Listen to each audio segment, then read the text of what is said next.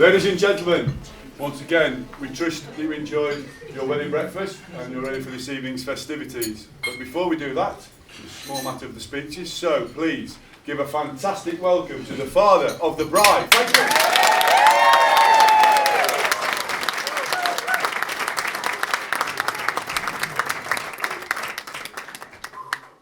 No pressure then. No pressure.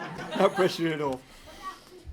First of all, can I just welcome you all along today? It's been a bit of a battle from this morning. The weather was looking pretty atrocious, but it managed to warm up a little bit and the rain stopped this afternoon, so it made it a lot more enjoyable, so thank goodness for that. First of all, thank you all for coming today. It's a special day for Jay and for Ed, and you people around here, you know, whether you be family, friends, colleagues from work, special people to these two. So it makes, it's really important that you're here today, so thank you for coming along. Special mention, of course, as always, to all of the members of the immediate family, my own family, they know who they are. But of course, Keith, David, Vicky and the girls. The more we get together, the more fun we seem to have. So that's a good sort of recipe in my books. Of course, today, special day, and we'll be thinking about Sheila. She can't be with us today, unfortunately. But, of course, she will be looking over you, as she is all of the time. But even with a fonder glow today. So, you know, we all have had those thoughts for Sheila today. Right, now, I'll talk about Ed for a little bit if I can before I start talking about Jay. Now, it's a bit difficult really as the father of a bride because, Ed is, I've known him for too many years now. It's been a long, long time, hasn't it, Ed? Well, we must all admit to that. It has been a goddamn long time. But, we went out on the stag do a couple of weeks ago and I met some of Ed's friends. But there was one friend that I met and I heard a conversation taking place which has convinced me even more of this secret function or job that Ed has that he never really talks to me about. But Ollie, where's Ollie? Ollie was over there and he started talking and we were talking about rocket propulsion and, some real science. And that just threw a little bit more coal on the fire about my thoughts about Ed and the fact that he's got the job that is either with GCHQ, NASA, or possibly even the dark side in the Kremlin. I don't really know what he does. I just know that he's very interested in it and he doesn't talk to me about it. So there we go. But the one thing I have learned and learned to love about Ed over the years, but even more so in the last 2 or 3 years or so, is that he is an incredible bloke with, I don't know if it's a skill or just an appetite. But believe me, I've been on 2 stag do's with Ed now, rugby final, booze-ups in the summer when we've got get-togethers and everything like that. But I must admit that Ed has got a real knack for enjoying himself in a party sort of environment, along with Rupert. They seem like partners in crime almost, and they definitely try and lead me down the wrong path. You don't need any leading. But that's just a little bit about Ed. As I say, I've known him for so long, it's almost like, he's been married to us, or I say us. He's been married to us for too many years, as it is. Too many, just a lot. A lot indeed, yes. So then we get on to Jaime. Well, Jaime, what can I say about Jaime? First thing I have to say, and only the immediate family will understand what I'm getting at here, so I do apologise in advance, is that I have to be very careful what I say about Jaime. Really with the pronunciation of words, just making sure that the full stops and the commas are all in the right place. Because Jaime is only just the chief of the grammar police. She really is. And Bev, my dear wife, is a very, very close second. But, there we go. That's what it is. She is, though, a charming, beautiful lady on the outside. And I must admit, she's really raised the bar today. The one thing I must say, Jaime, is I expect to see you looking this beautiful every day for this. We're going to need the squad. Because I know you can do it, love. I know you can do it. And you are absolutely radiant today. Yes. But, you know, she's, as I say, she's a beautiful person, you know, to look at today and every day of her life for me, as are all my girls. And the wife, of course.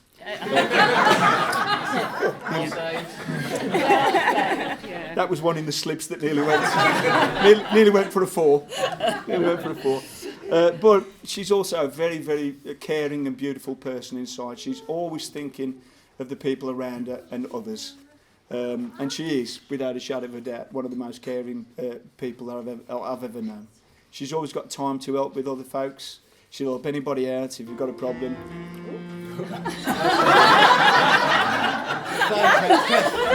Time's up, sorry. That's it. See you. But yeah, she is always thinking of others, you know, and she's a very, very, very special person in my eyes. I've got a jaundiced view, of course.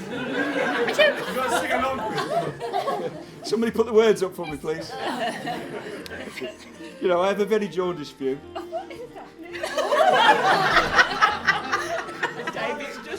Was that was Basil Fawlty. It was.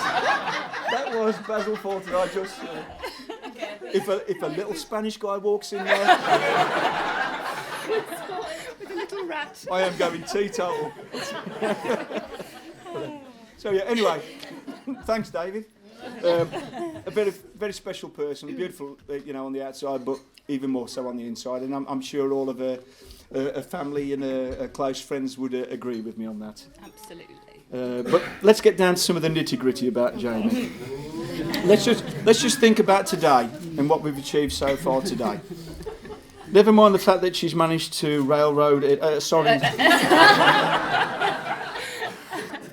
Should have crossed that out. Yeah, think about today. A great day so far, I think. You know, planning and execution and whatever. But that's typical of Jaime, because let's just think about it. Her idea was just a very short period of time back. Let's plan it with military precision. But have a guess what? We're only having a quarter of the time you would normally have to plan for a wedding. So we want it nice and tight, everything focused and whatever. But that, you know, that's Jaime. And the thing about Jaime is that she is that focused about things that it's manifested itself in so many different ways through her life so far. And of course she's got many, many years ahead, so I'm sorry, Ed, you're just going to put up with it, mate, on that front. The extension will only be one of those things that you'll learn to hate. But she does have uncompromising focus and attention to detail. I mentioned just a few instances. They're important to me. I'm the bloke who's doing the speaking at the moment. It's only a list. It's a short, but it's an important list to mention, in my view. Let's just start with the focus. I daren't start at the beginning because there are not enough hours in the day. So let's start when she got into sort of her mid-teens and just past that, like college, university, for instance. A focus and attention to detail. Hang on a second. I've got something written down here. Something about a nickname on a sweatshirt that she used to wear. I don't think you need to mention. Or is it just or is that just a flash? A flash in my memory, Sure. perhaps. But yeah, university. She went ahead. She met a lot of you guys, obviously, at university and whatever. But she steamrolled ahead, stuck at it. Very studious, unlike myself. And she did a good job of it there. Then she moved on to the law school or school of law or whatever it may have been for that period of time. And again, in my eyes, I've got to brag about her. She excelled as far as I was concerned. She did. But it's just this focus, a career, and what she's done with a job function and the way she's progressing through that at the moment. I look back at it. You know, I've been employed now with my company for 42 years this Easter. And everything, and so that's me with one company for 42 years. She's already had how many companies? I don't know. How many, in a short space of time. So, she's always been career-minded, and she seems to make the right moves at the right time and in the right places. So yeah, this is what I talk about when I talk about Jamie's focus and attention to detail. And you know, she's a remarkable person for that. But then we can get on to the other stuff, which is important to mention. She's what I've got down is categorised as the mad stuff. The mad stuff. But it's equally as important, I feel, anyway. It started off a few years ago, something that she decided to, well, I say she, probably Jaime decided and just dragged Ed along. They decided that we'd have a mini triathlon, remember that in Stratford-on-Avon a few years ago? You know, we were just going out for a little bit of a bimble on a Sunday morning, a bit of a run, bit of a cycle ride, you know, just a few miles, this sort of thing. That should have been a sign to me, and it should have been a bad sign, because the next thing that came along was the marathon. I don't know what to say about the marathon. I don't. Just not talk about it. No, it is. Other than today, it's probably my proudest moment.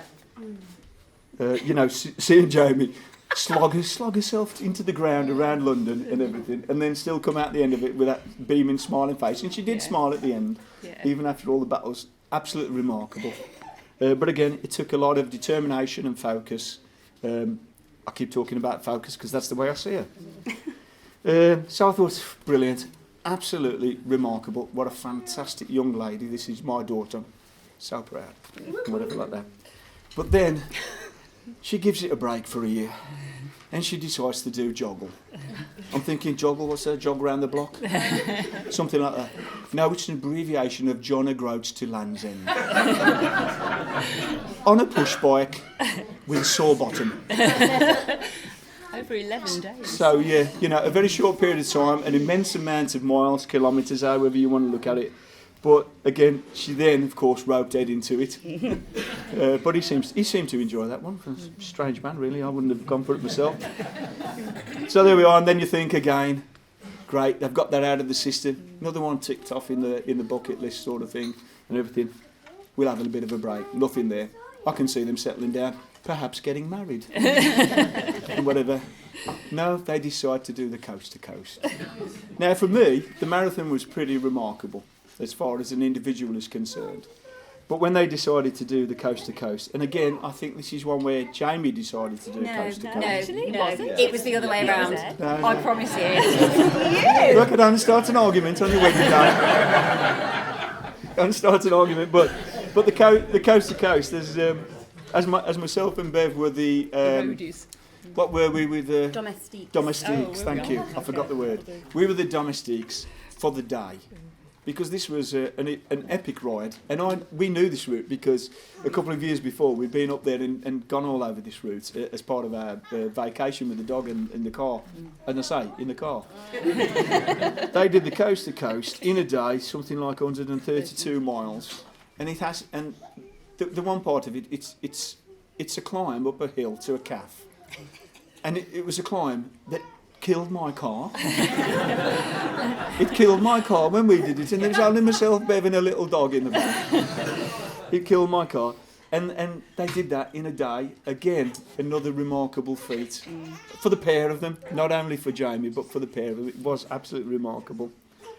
But strangely enough, you know, great things for me. They're things that I'll always remember, always be proud of with Jaime.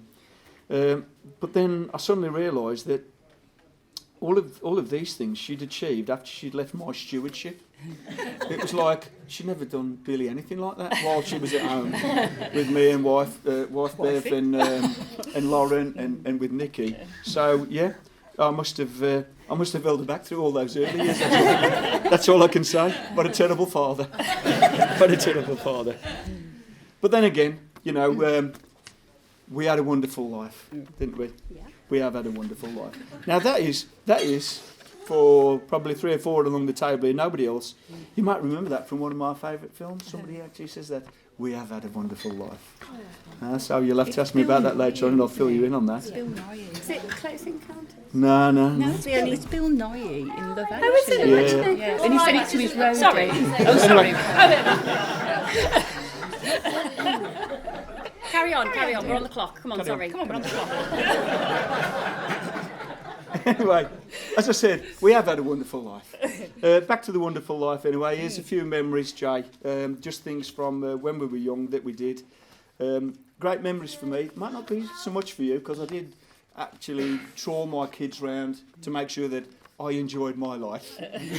They sort of just came along and did whatever I wanted to do. It seemed like it when they were much younger anyway, but we had some fantastic days out, motocross Grand Prix days at Hawkston Park. Lauren wasn't even, I think Lauren went to one, but before she was born, I can remember taking Lauren and Nikki along to Hawkston Park, which is like just a giant sandpit. Jaime and Nikki. In a giant sandpit in a double buggy. Nothing more enjoyable than that. But they were great times. And then, of course, there was the watching Saturday afternoon amateur football matches over at Dudley Wood.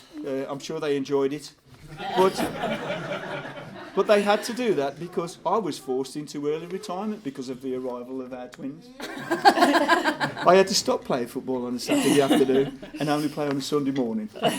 So the good memories and everything. And then, of course, there was the other sporting, not achievement, but the thing that I really did enjoy, which was the indoor sixes cricket. If you can remember that. We used to get Space Invaders. No, yeah. I think they enjoyed that. But what that did was we had a little league amongst my colleagues at work where we played indoor cricket, sixes, limited overs inside the nets and whatever like that. But again, it was all down to me and my just wheedling into other people's minds and getting them to love me. I decided to take the girls along because that made all the women in the office think that I was a super dad. And I tell you, because don't forget I've worked at this company for 42 years, those women in the office will do anything for me because I am the best dad and the best family man they have ever come across. So unfortunately, I did use and abuse. And abuse the girls on that. But they were really good times. But then, of course, as Jaime grew up, they were very, very young when we did that. I hastened to add. I didn't take them as young teenagers to football and cricket and things like that. But then, as all of the girls grew up and they went off and found university and never came back, went to jobs at different places around the country, etc., etc. But what we did was we started to have some really good times, myself and Jay. Let's have a drink here. Some really good times, because the fortunate thing about Jaime, as far as I'm concerned and where we live, is that she continued to work in Birmingham city centre. So that made it really easy for us to tick a lot of things off the list of things that we wanted to do and see. There'll be things like we went to the ballet, Jay. Do you remember that? Went to the ballet, but before we went to the ballet, we made sure that we had our chicken dippers beforehand. Yeah, really classy joint, wasn't it? But it was a good night, And then the next one we did was we decided we went upmarket a little bit. We went to the opera. So we went to the opera, but we decided to get smashed on gin and tonics and shampoo. On champagne, even before the gig started. And then we had a little bit of half time as well. But it was a good night. How we got home, I just put her in a taxi. I went home on the train. Jaime got home. She got home somehow. But again, they're good nights. They're really good nights. But then the one that topped it off for me in our local environment was it was Blink 182. Sorry, Ed. Sorry to have to rub salt in the wound here, but yeah, I got dragged along to Blink 182 at the NEC, and we had an absolutely cracking night, didn't we, Joe? We really did. I think it's one we'll remember for a long time. Almost missing the last train home, and then when we did get home, we had to find our way back to Northfield because that's where she lived at the time and whatever. But we did find the last bag of chips in a solitary Northfield fish and chip shop. And they were the last bag of chips. They were, and I really needed them. But they were the best chips we ever had in our life, weren't they? So again, a good night. And then we had that leisurely walk home to where Jay and Ed were living at the time over in Northfield. Of course, that was a few years ago now. But every now and again, we do try and catch up, and we have nothing more than great fun when we have a midweek session at Turtle Bay. Main reason is not for the food; it's just that they do that 2-for-1 cocktail session. I'm always up for a drink still. Don't get me wrong. Drinks and after work are always important to me. But there's one memory, because those are all memories that mean a lot to me. There's one memory that will stick with me. It'll stick with us all forever, I think. Our family who are here today, Ruth, Nick, Jay, Lauren, and Ed, of course, and Ed, and it's this is one where, again, a lot of it revolves about having a drink, having a good time, staying sensible and whatever like that.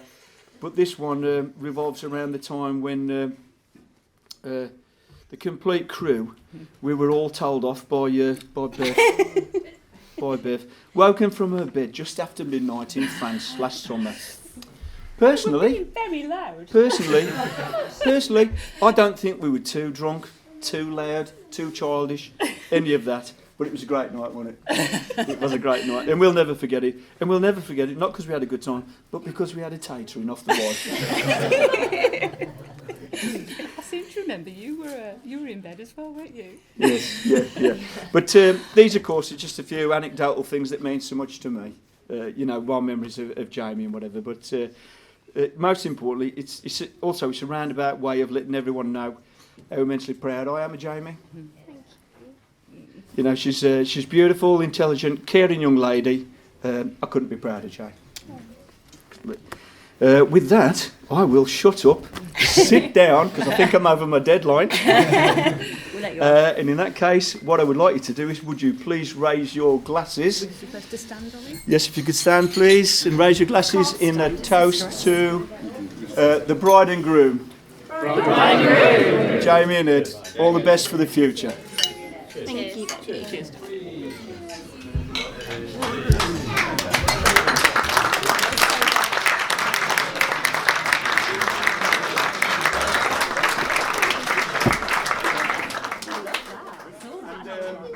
With that, I will hand you over to my new son, because I can call him that now. He was just a bunny before, but he's my son now. And I hand you over to Ed.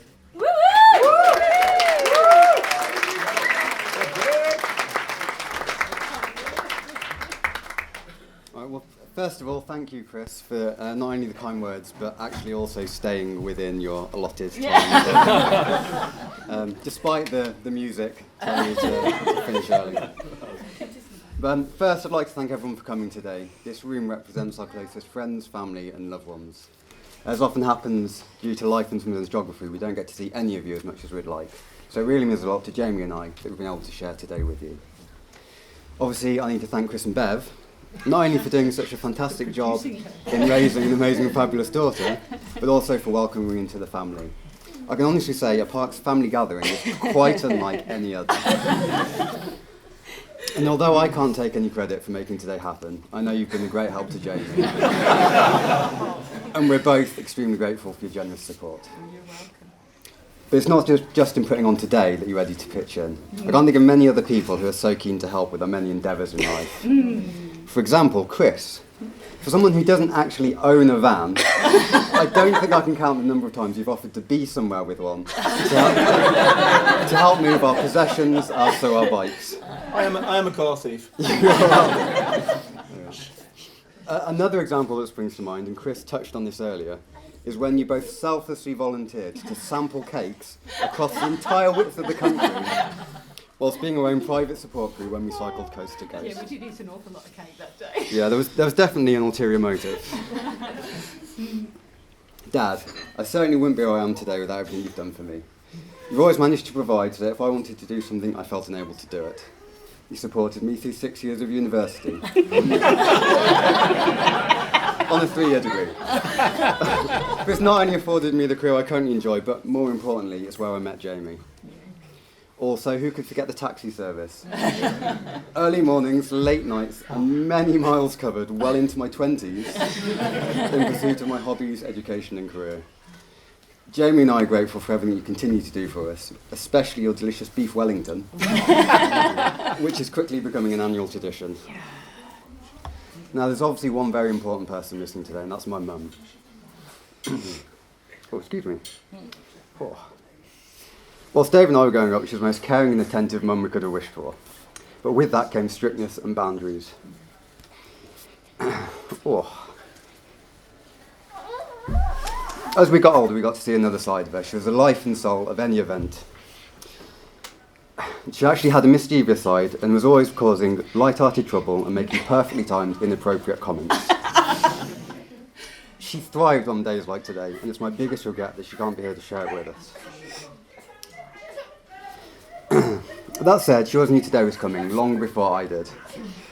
She would often joke that she knew me better than I know myself, and boy was she right. Jamie and my mum got on brilliantly, and she knew Jamie was the one. Honestly, if she was still alive, I think this day would have happened a lot sooner, as she would have kicked me into shape as only she could, and made me pull my finger out. So if everyone could raise a glass to absent friends.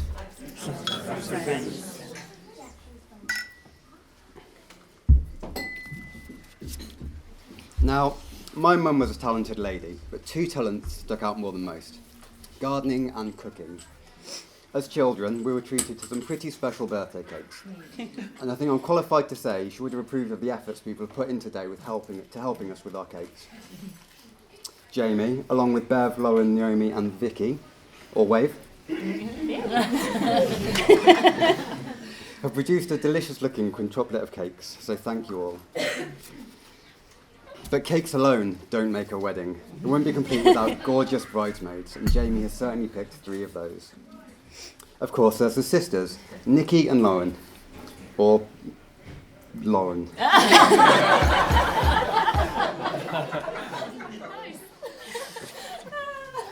Lauren is my perfect partner in crime in winding Jamie up, and has to be one of the most sincerely nice people I know. Nikki. Wow.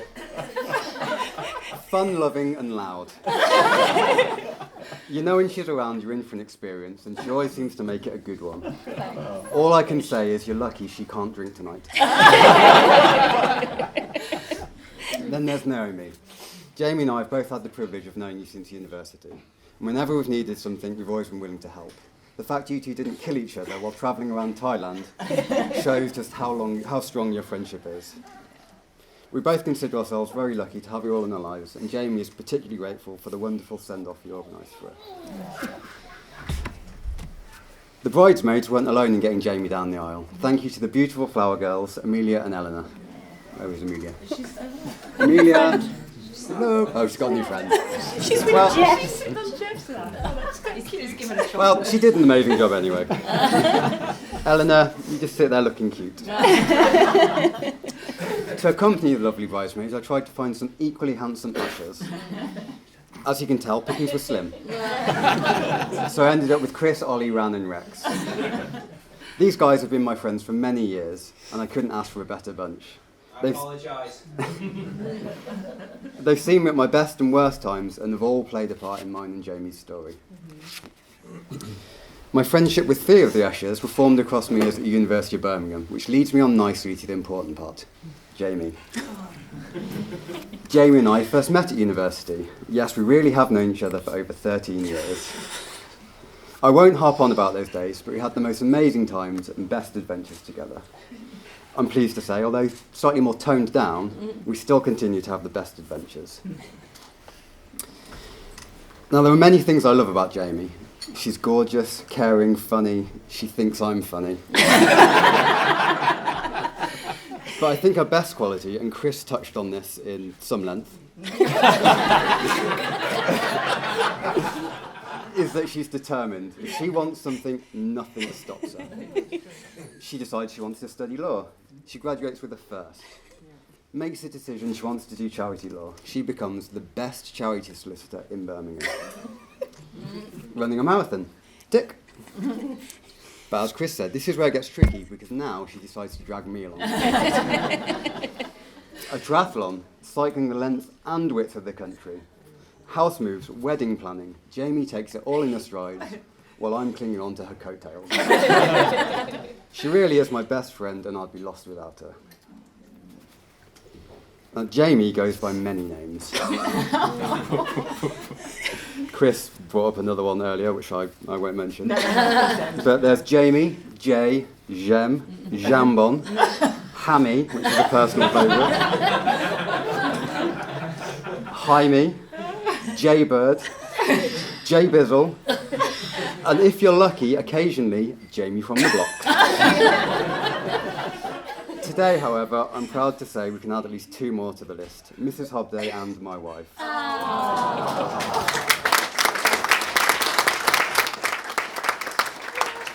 So if I could ask everyone to raise their glass again, to the bride. To the bride.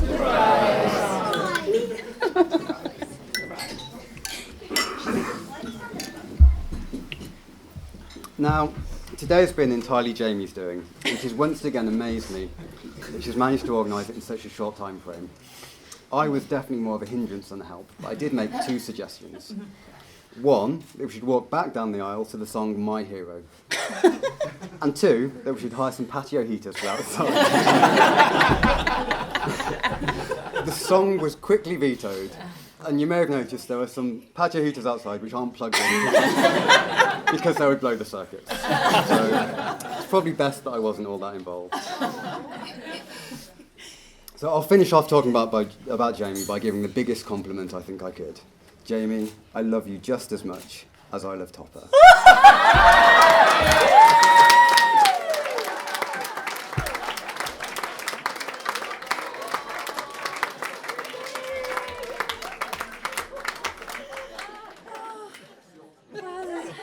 I'm overwhelmed. It's tough. Speaking of Topper, he had to get in there somewhere. Since he's a dog and wasn't eligible to be my best man, I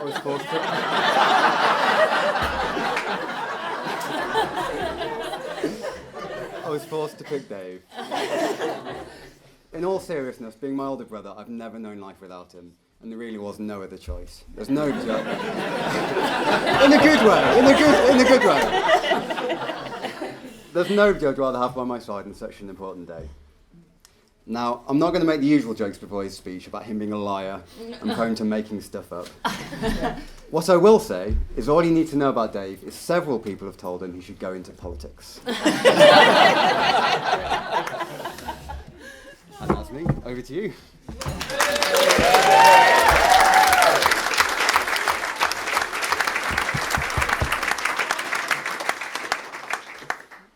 Good afternoon. I'm Dave, and as Ed pointed out, I'm his older brother. Now, when Ed first asked me to be his best man, I immediately thought of this speech. I saw it as an opportunity to talk about a man I look up to and respect, a wonderful, handsome, intelligent and kind-hearted man who is admired by many. Unfortunately, however, I was since informed that for once in my life, I should talk about someone other than myself. Of course. I feel very privileged to be asked by Ed to be his best man today. He has rather generously returned the favour that I asked of him 7 years ago at my own wedding, during which Edward took the opportunity to make many witty assessments of my character and person. So it is with great anticipation then that I deliver this, my right of reply. But first, a few thank yous. Firstly, the bridesmaids, Nikki, Lauren, Naomi. You all look lovely. And of course, my lovely daughters, Amelia, Eleanor. Thank you for behaving yourself during the ceremony, and you've excelled yourself during the speeches. And thank you to the ushers, Ran, Rex, Chris, Ollie. You all look lovely too. Thank you to the father of the groom, Keith, who also happens to be my father. You sure? He successfully raised 2 fine, upstanding gentlemen in myself and Edward. I'd like to thank Jamie's parents, Chris and Bev. They've known Edward for many, many, many, many years now, and yet they still agreed to let Jamie marry him. It's very magnanimous of you. Most importantly, I'd like to thank Jamie, who I'm sure you'll agree looks absolutely stunning. Yeah. Woo!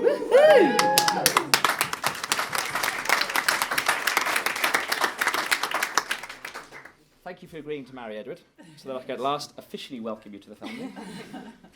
And finally, I'd like to thank all of you for being here today as well, especially those of you who knew in advance that I'd be saying a few words. It's very touching that you still decided to come.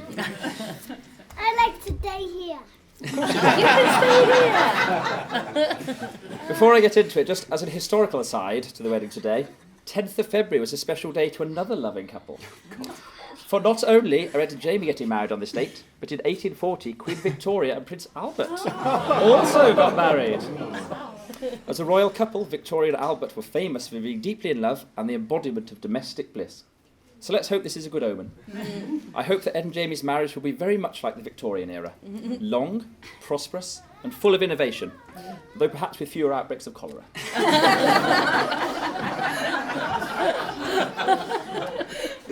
So on to Edward, my esteemed little brother. What is a brother? A brother... A brother is a person who is always there when you need them, someone who picks you up when you fall, a person who sticks up for you when no one else will.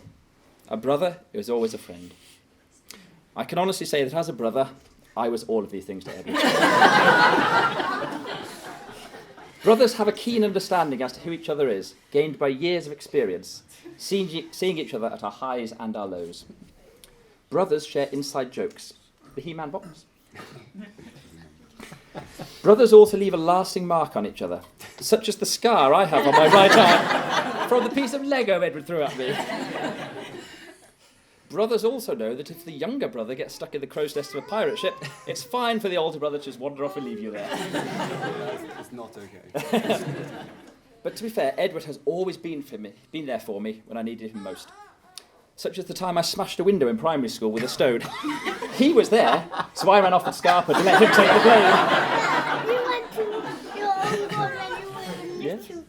Similarly, the time I disturbed a wasp's nest. He was there, so when I scarpered, the wasp still stung him instead. But as the older brother, Ed does have a lot to thank me for. For example, when my parents first had me, I was such an angelic child, they couldn't wait to have another. Be noisy. Sorry. But then Ed came along, and clearly they decided after that enough was enough. In fact, Ed does make a strong impression on people from a very early age. For example, moments after his birth, our mother remarked that he looked just like a Cabbage Patch baby. But Edward does have many redeeming qualities. He has a dedication and enthusiasm that is second to none, and he pursues his goals to the fullest. A prime example of this is his musicality. Growing up, he was always playing one musical instrument or another. First, there was his Muppets drum kit. He got one year for Christmas. And then he became a bugler in the Boys' Brigade. As he got older, he played the trombone. But perhaps the best example of his skills is that as a teenager, he decided he wanted to play the guitar. Though instead of having lessons, he simply used the internet to teach himself how to play. And I'll admit that he learned how to play it exceptionally well. This demonstrates, I believe, that whatever he puts his mind to, he'll not give up until he's successfully seen it through to the end. He was also a very sporty child. He played hockey for many years, taught himself how to first skateboard and rollerblade, and at university became a semi-professional paintballer, all of which he excelled at. It goes to show that no matter what he does, he always gets stuck in. And speaking of getting stuck, I'm reminded of the time when we were children, we had to watch the steam trains from an overhead bridge. To get a better view, Ed decided to stick his head through the railings. But when the trains had passed, it was time to leave. He quickly realised he couldn't get his head back out again.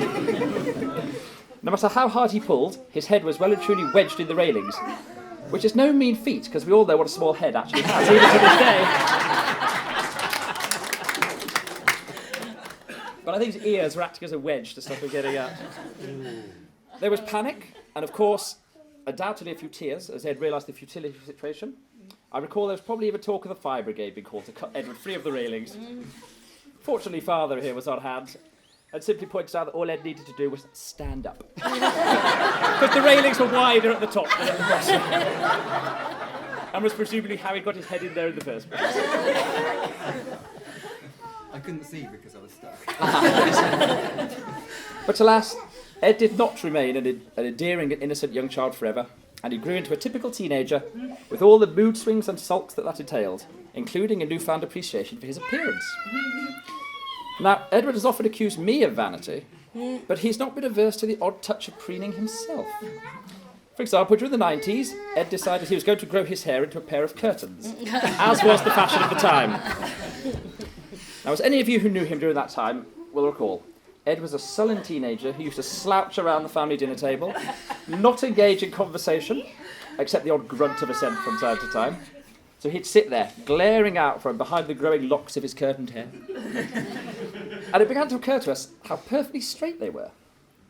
The odd thing, however, is that we hobdays have the sort of hair that goes wavy, and the more so, the longer it gets. So it amazed us just how straight young Ed's curtains were.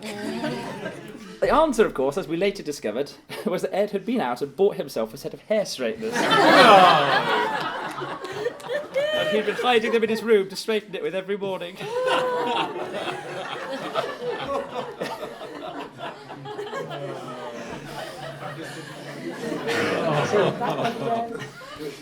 Career-wise, though, the desire to be the best that he could be extended beyond just his looks. And so career-wise, he's done extremely well for himself, and he's very successfully employed within the engineering industry, and it's a prime example of Ed's drive and hard work. So driven was he that he spent 6 years at university, twice the normal length of the rest of us. But this was because he switched courses, and was just another example of his thoroughness, to ensure he was doing the right course for him and not settling for something less. His interest in engineering and the practical sciences manifested themselves from an early age. He was always taking things apart and putting them back together. When one of our vacuum cleaners broke, he took it apart and tried to turn it into a mobility chair for our ageing cat.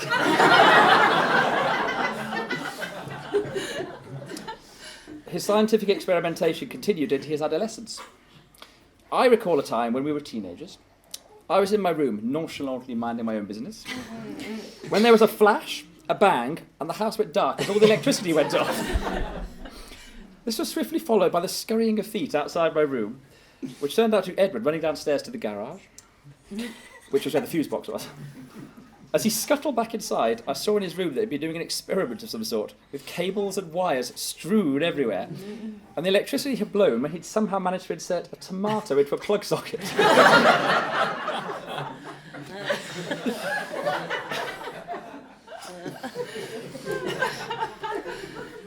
But dubious forays into electrocution aside, Edward is an absolutely fantastic uncle to my 2 young daughters, although I'm not sure how much of a role model he's going to be. A few years ago, when my eldest daughter was learning to eat on her own and was sitting with us at the big table, learning her dining etiquettes, we had to tell her not to put her feet on the table. Imagine my surprise then when I turned round to see Uncle Ed with a mischievous grin on his face and his feet up on the table. But this leads on to Edward's finest quality, which in my opinion is his wonderful sense of humour. He always has a witty remark for any situation and is not averse to the odd prank or two. Incidentally, don't leave any of your mobile phones unattended. His quick-witted, cheeky persona makes Ed the life and soul of any party. Thankfully, this means I'm certain he'll see the funny side of the affectionate badinage I'm directing at him this evening. Like most brothers, we've always had our fair share of sibling rivalry over the years, but I feel immensely proud to call Edward my brother. As the eldest, I've known Ed his whole life, and I've had the privilege of watching him grow into the man he is today. In short, brothers share childhood memories and grown-up dreams. As we approach the end of the speech, I want to offer my most heartfelt congratulations to Ed and Jamie and say how much of a great couple they make together. They're absolutely perfect for one another. As a couple, they're both incredibly driven and successful in all their goals and dreams. They're also both completely bonkers. I mean, as was touched on, their idea of a nice relaxing holiday was spending 11 days cycling from John O'Groats to Land's End. And now, I'll admit that that's an amazing achievement, but hardly my idea of a jolly holiday. They've also completed another coast-to-coast bike ride, triathlons. Jamie's run the London Marathon. They regularly go on long weekend bike rides, both competitively and just for pleasure. And on top of all that, there's Topper. So as I said, bonkers, but perfectly suited to each other. And I'm immensely pleased that you are finally married. I'd also like to take this opportunity to reflect on those family members who aren't with us here today. Edward and I had a wonderful mother, but she sadly passed away 6 years ago. But it was her dearest wish to see her 2 sons married, and she absolutely adored Jamie and dearly hoped that she and Ed would one day wed. She'd be immensely proud of them both today and overwhelmingly happy for them. There is, of course, one person here who's even prouder of you both, and that's me. It's heartwarming to see my little brother so happy. And as I once told Jamie many years ago, she's the best thing that's ever happened to Ed. I'm honoured and grateful to be such a part of this special day. Edward, You've gained a loving, caring, affectionate and very intelligent wife. And Jamie, you've gained a handsome, smart and witty new brother-in-law.